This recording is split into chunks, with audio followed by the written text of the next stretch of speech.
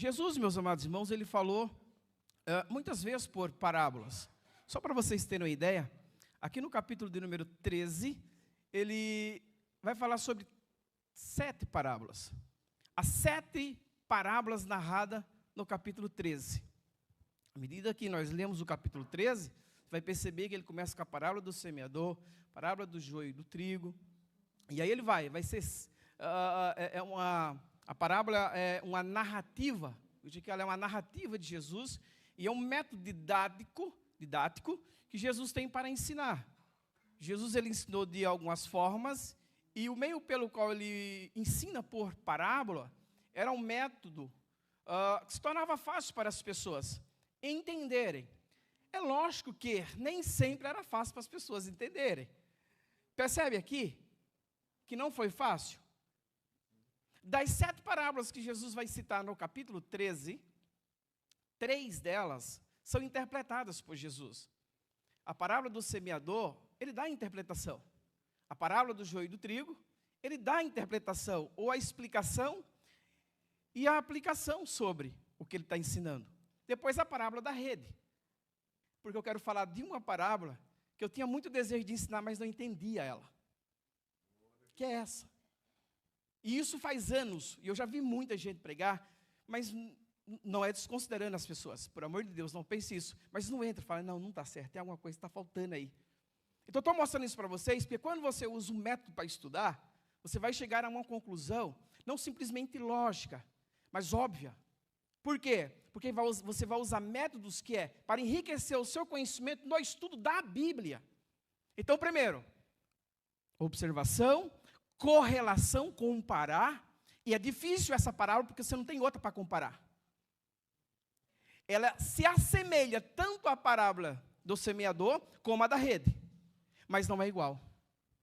E outra coisa, só quem fala dessa parábola é só Mateus. Observe que a parábola do semeador, ela é narrada por Mateus e por Marcos, no capítulo 4. Mas do joio e do trigo é só Mateus que vai tratar, e mais ninguém.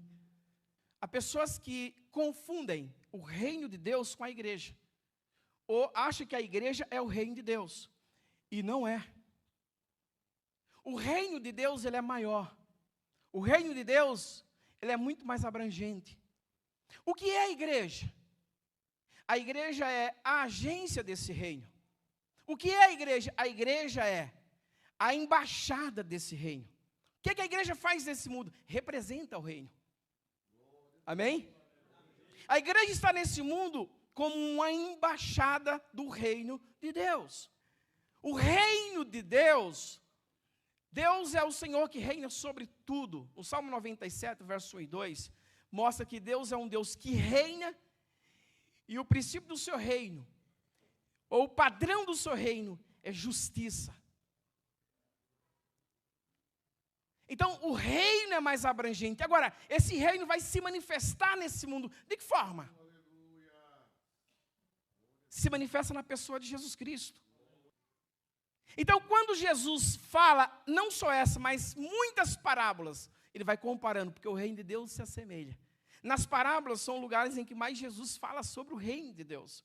Então, quando Jesus começa a pregar neste mundo, o que ele está fazendo? Ele está trazendo a esse mundo o reino de Deus. E não só isso, ele está pregando sobre o reino de Deus e incentivando as pessoas que lhe seguem a buscarem por o reino de Deus. Então, o filho do homem aqui é o semeador. O que ele semeia? Filhos para o reino. Ou seja, ele semeia uma palavra, um evangelho que transforma a vida das pessoas, mudando a vida dessas pessoas, dando a elas um novo sentido. Portanto, nós podemos viver o reino de Deus hoje. Agora, é lógico que ele também é uma realidade futura. Hoje, nós estamos sobre o poder daquele que reina, que é Jesus Cristo. E ele reina sobre a nossa vida, sobre a nossa casa, sobre a nossa família. Pelo menos eu espero isso. Todos os dias, eu creio nisso. Que o Senhor não só me salvou, Ele me salvou e se tornou, além de Salvador, o meu Senhor e Rei. E eu faço parte como súdito desse reino. Portanto, o reino de Deus não é um estado, uma posição geográfica, mas ele é trazido a nós por Cristo, e à medida que eu me envolvo mais com as coisas de Deus, ou seja, faço a vontade de Deus como ela é feita no céu, mais eu vou dando evidências que eu pertenço a esse reino e que esse reino está em mim. Amém, meus irmãos? Em contrapartida, enquanto Jesus vem semeando os filhos do reino, vem alguém semeando que é os filhos do maligno. Que é os filhos do maligno. E esses filhos do maligno, eles não estão só presentes no campo, no mundo. Alguns estão sendo introduzidos no reino. Porque essa era a parte mais difícil que eu tinha para entender essa parábola. Quando você chega no final, fala, meu Deus, mas eles estão. Mas observe que essa parábola ela tem um teor escatológico.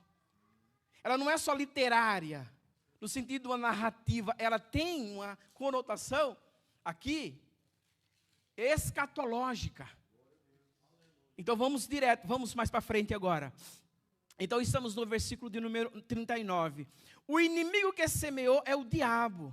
Agora, e a ceifa é o fim do mundo. E os ceifeiros são os anjos. O que ele está explicando aqui?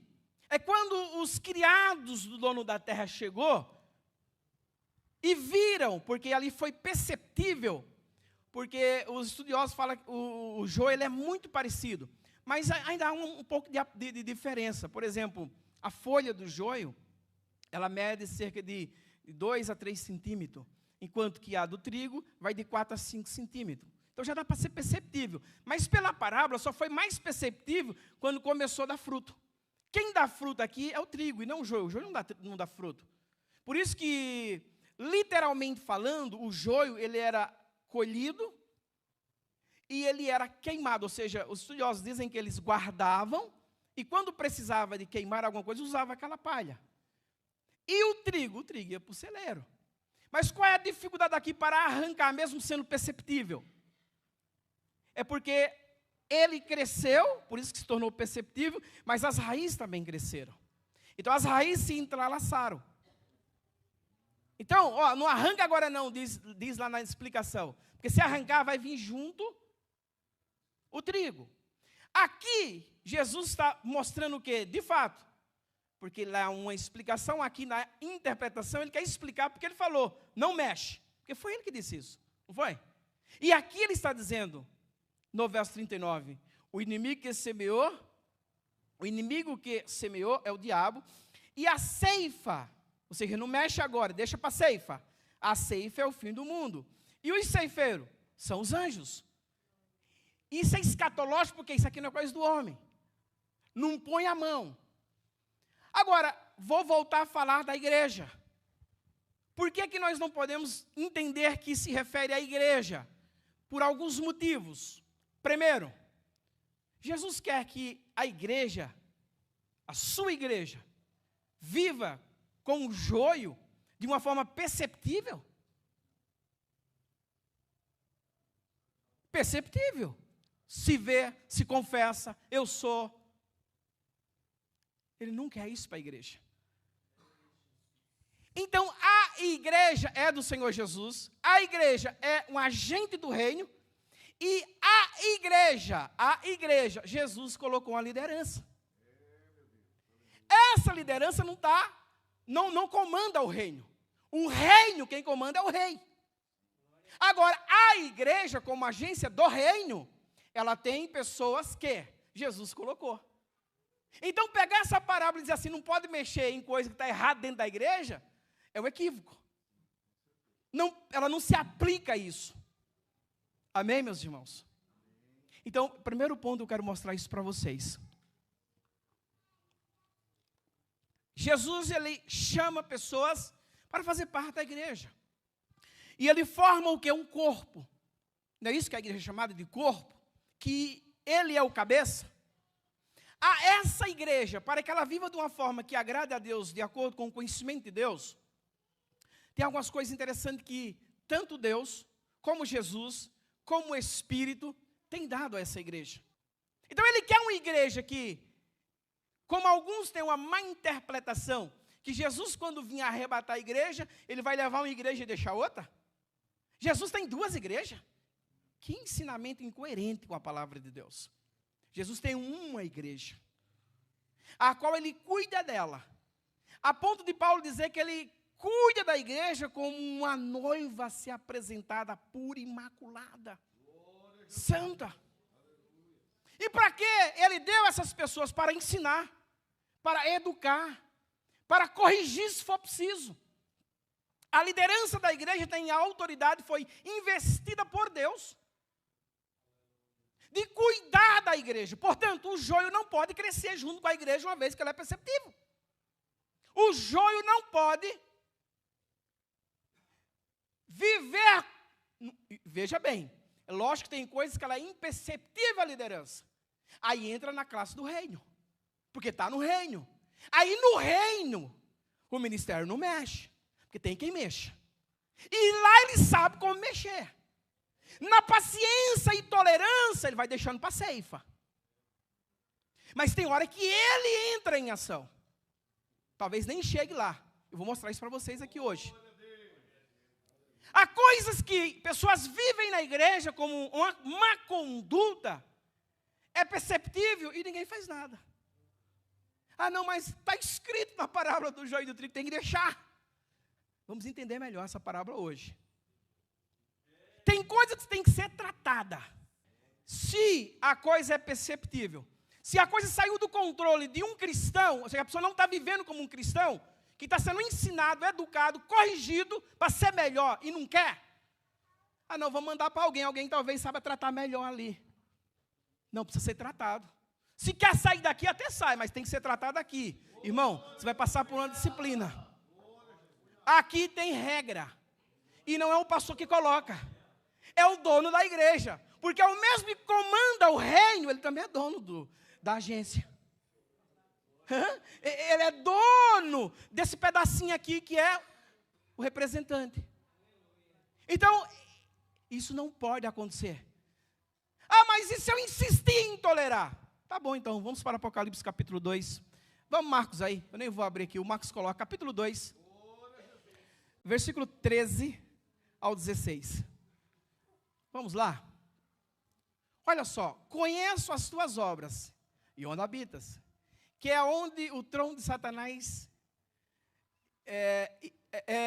onde o trono de Satanás e retens o meu nome e não negaste a minha fé. Ainda nos dias de Antipas, a minha fiel testemunha, o qual foi morto entre vós, onde Satanás habita. Então ele está falando aí para essa igreja. Chega no verso de número 14. Mas algumas poucas coisas tenho contra ti. A pergunta é, quem está falando aí? É Jesus. Para quem ele está falando? Para o anjo da igreja. Ok? Então é Jesus tratando de alguém que ele deu autoridade para cuidar da igreja. Certo? Mas algumas poucas coisas tenho contra ti. Porque tens lá os que seguem a doutrina de Balaão, o qual ensinava Balaque a lançar tropeços diante dos filhos de Israel, para que comesse dos sacrifícios da idolatria e fornicassem. Assim tens também os que retêm a doutrina dos nicolaítas, o que eu odeio. Está acontecendo alguma coisa na embaixada, que o representante da embaixada não está tomando providência. Aí o dono, que é maior, que comanda o reino, ele desce. Ó, está acontecendo isso, e eu não estou nada contente com vocês. E a culpa é sua, porque você tem tolerado. Liderança. A liderança, ele chama liderança. Quando eu estou dizendo assim, ó, não penso que eu estou dizendo que o pastor está tolerando, eu estou dizendo assim, estou falando de liderança como uma referência. Pelo amor de Deus. Então, ele está dizendo assim, eu não estou contente com a tua atitude. Por quê? Porque eu dei autoridade para você tomar uma atitude e corrigir isso aí. E não está sendo corrigido. Então, eu vou agir. Eu vou agir. Verso 16. Arrepende-te, pois, quando não em breve, virei a ti, e contra eles batalharei com a espada da minha boca. Então, o dono aqui é zeloso. Então, você acha que lá na parábola ele está dizendo que pode deixar o joio com trigo? Perceberam que não? Por quê? Porque senão aí eu entro em desacordo com uma das interpretações, que é a Bíblia interpretando a própria Bíblia. Ela vai estar em desacordo. Porque quem ensina a parábola é Jesus e quem está falando agora é Jesus. Mas eu vou terminar a parábola e mostrar para você o verdadeiro real sentido lá. Eu já vou voltar. Deixa eu só mostrar para você que tanto o rei que comanda tudo, que é Jesus, também é o dono da agência. A agência que representa precisa entender para que ele colocou a liderança. A liderança precisa tomar atitude quando necessária. Se tem alguma coisa que não está agradando o dono da casa, então ele deu a autoridade, a liderança para cuidar e colocar a coisa no lugar. Se não houver uma atitude, daí ele vem e trata com todo mundo. Trata desde a cabeça ao resto. E ele é o dono, quem vai contra ele? Se ele é o dono que manda, quem vai contra? Você está no capítulo 2, vamos para o verso 20. Verso 20, é o mesmo capítulo. Passa para o 20. Eu vou até o 23. Olha só. Mas algumas poucas coisas tenho contra ti. Olha que quase que se assemelha ao que ele falou lá atrás. Que deixais Jezabel, mulher que se diz profetiza, ensinar e enganar os meus servos, para que forniquem e comam dos sacrifícios da idolatria. Passa. E disse-lhe, e dei-lhes tempo para que se arrependesse da sua fornicação, e não se arrependeu. Eis que a porei numa cama, e sobre os que adulteram com ela virá grande tribulação, se não se arrependerem das suas obras. Mais uma vez ele está cobrando a liderança, dizendo que já está acontecendo, e que se eles não tomaram atitude, porque aí eu dei tempo para eles mudar. Eu dei tempo para que houvesse. Tem muitas pessoas brincando com o pecado. Brincando. É algo normal. Mas se ele for perceptível, tem que ser tratado. Ah, mas não foi. Mas o dono está vendo. Ah, eu escondi do pastor, escondi de fulano, de ciclano. Mas dele nós não escapamos, percebe? Percebe que dele não se escapa? E destruirei com a morte a seus filhos. Opa, a coisa está tão séria que já foi formado filhos. Filhos em termos de doutrinário, de ensinamento de Jezabel. Ela está proliferando uma doutrina errada, que não está em coerência com a vontade de Deus, e já está formando pessoas ou partidos. E aí ele está dizendo assim, quando eu vier, eu estou dando tempo, se não mudar, aí eu vou tratar com tudo também. E destruirei com morte a seus filhos, e todas as igrejas, olha a expressão igrejas, e todas as igrejas saberão que eu sou aquele que sonda as entranhas e os corações. Percebe que se eu esconder de fulano ou de Beltrano, e acha que está tudo certo, ele sonda as entranhas e o coração, a mente e o coração, aquilo que eu falo, que eu penso e que eu ponho em prática, achando que as pessoas não estão vendo. Deus vê todas as coisas. Deus vê o que eu, o que você, o que nós pensamos, como nós vivemos, como nós agimos. E o que Ele espera de nós? Que nós recebamos o seu juízo? Não, Ele está dizendo, eu dou tempo para mudar. Eu dou tempo. O princípio é, reconheça que errou, e reconheça quem eu sou. E eu perdoo. Agora, se não mudar, não pense que vai ficar assim, porque na minha casa, eu quero pessoas crescendo, até chegar à estatura de um varão perfeito. E não contaminando. E não formando grupos cujo propósito não é me adorar. Então, o reino de Deus se manifesta através daquilo que fazemos e praticamos. Amém até aqui, meus irmãos? Beleza. Mateus capítulo 18. Vamos pegar. Tem muitos textos que eu podia pegar para vocês, mostrando que o dono da igreja não quer o joio junto com. Não estou dizendo que não tem, mas ele não quer. Mateus capítulo de número 18, verso 15. Vou colocar esse texto, porque ele é um texto que vai falar justamente da igreja. Ora, se teu irmão pecar contra ti, vai e repreende-o entre ti e ele só. Se ele te ouvir, ganhasse a teu irmão. Quer dizer, se o meu irmão pecou contra mim, eu ainda tenho, pelo ensinamento de Jesus, que ir atrás, de procurá-lo. Com o objetivo do quê? De ganhar ele. Embora seja eu, pelo texto, o ofendido. Ó. Se o teu irmão pecar contra ti, ser eu o ofendido, ainda é eu que tenho que buscar reconciliação com ele. Com que objetivo? De ganhar ele. Verso 16. Mas se não te ouvir, leva ainda contigo um ou dois, para que pela boca de 2 ou 3 testemunhas, toda a palavra seja confirmada. Ele não quis, não deixa assim não, volta com outras pessoas, para que tenha testemunhas que viu o seu interesse de reconciliação. 17. E se não as escutar, olha só, dizei-o aí, dizei-o a igreja. Para quê? Para que ela encubra? Passa a mão? Está tudo certo? Disciplina é bíblico. É doutrina bíblica. E se também não escutar a igreja, considera-o como um gentil e publicano.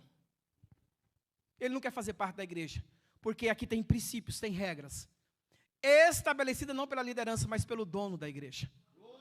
Então o joio não pode estar na igreja sendo joio. Se é perceptível, tem que ser tirado, tem que ser tratado. Agora, no reino eu não posso mexer. Agora eu vou para o texto aqui, embora eu tenha 4 minutos, mas eu vou voltar para o texto. Eu vou terminar agora aqui. Mas deu para vocês entenderem isso? Eu não posso usar esse texto como um álibi. Não, pode deixar junto. É melhor assim aqui do que lá fora. Quem disse? É melhor assim aqui não, porque assim ele pode contaminar. Eu ia ler, não vou ler, porque eu vou... Mas leiam depois, 1ª carta de Paulo aos Coríntios, capítulo 5, verso 3, verso 5, verso 7, verso 13.